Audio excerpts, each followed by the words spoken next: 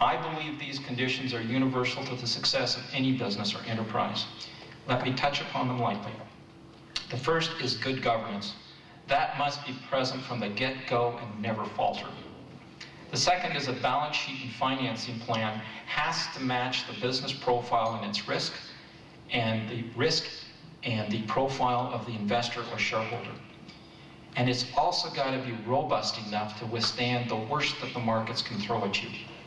Cash is king, and you never take your eye off of it.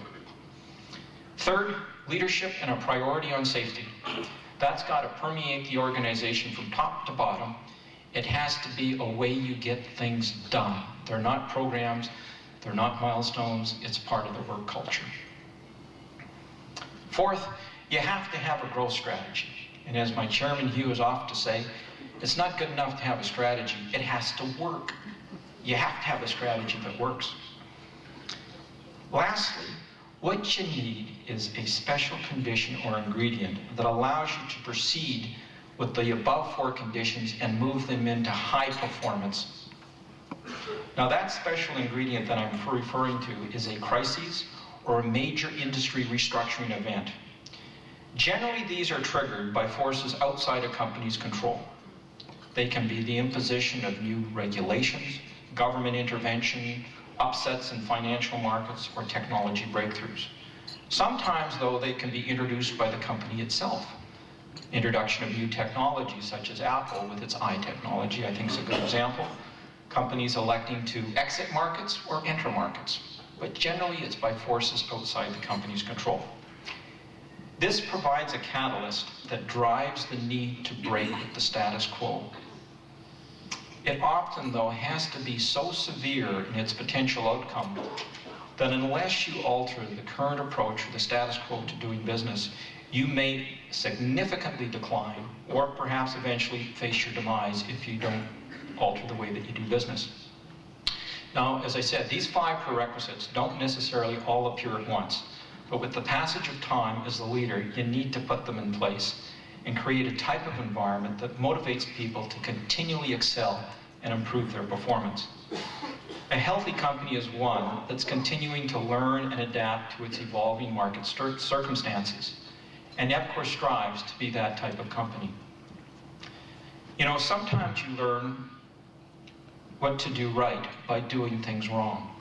Similarly, as organizations evolve, through learning, they become better incrementally, in small ways, by taking base hits rather than swinging for home runs. The point is, don't expect to get to the top of your industry or the top of your career from the get-go. You've got to earn your way up. This is one of the lessons that I learned early in life in business, and I'd like to share a few of these insights of my early business life with you, because that'll, I think, help set the context for the story of growing Epcor from the ground up. And I think you've heard a little bit of those through the video. I'll try not to repeat. As a young lad, it was apparent to me that if I wanted something, I had to go out and get it and earn it. And my interest in limnology and freshwater biology triggered it when I bought my first guppy for the $1. Now, as I said, it didn't seem like a lot of money today, that's for sure, but back then it was a lot, and we had modest incomes, so that's something I really set my heart on. And after acquiring the first fish, I discovered I really enjoyed this hobby and wanted to learn more and have a lot more fish. So to stock the aquarium, I bred fish, a variety of fish, and continued to write about fish breeding and genetics and growth, and sold fish back to all manner of stores and made my income that way. Not only did these early transactions nourish my interest, though, in fish and limnology, but I'll tell you, it taught me a few things about price setting, cost, and most importantly, negotiating. As my career evolved, this was a reoccurring theme at a number of stops along the way. However small a particular incident or transaction was, I tried to learn something about it, about myself, about the business, the people I was dealing with, and then try to apply that to the next situation. To pay for university, I worked at the Gordon Hotel in Winnipeg as chief cook, front desk attendant, and I was also bartender when he wasn't there as well. In the early 70s, I set up a painting and small contracting company, and it really flourished. But one day, near a fatal fall off a ladder, I made the rapid conclusion that I would have more longevity and probably a healthier life if I traded the paintbrush in my hand for a degree. So went to the university, and from that progressed through and achieved a BCom and MBA. Now, my first full-time job was with Intercity Gas upon graduating, but my starting point was literally on a dirt factory floor helping assemble natural gas and electric furnaces. Little did I know that that was going to be in my future a little more prominently. This was quite an adjustment, though, to my perspective as a recent university grad, as I thought I was going to join the ranks of management instantly. But only years later at Intercity did I realize the wisdom of my managers at that time, because when I made the eventual transition to management, I actually knew something about the business. In 1976, we moved to Alberta, where Noreen continued her career in nursing, and I joined AGT, which at that time was called Alberta Government Telephones, and now TELUS. My first assignment there was a junior analyst in 1976, and after 21 very enjoyable years, I left TELUS as President and Chief Operating Officer.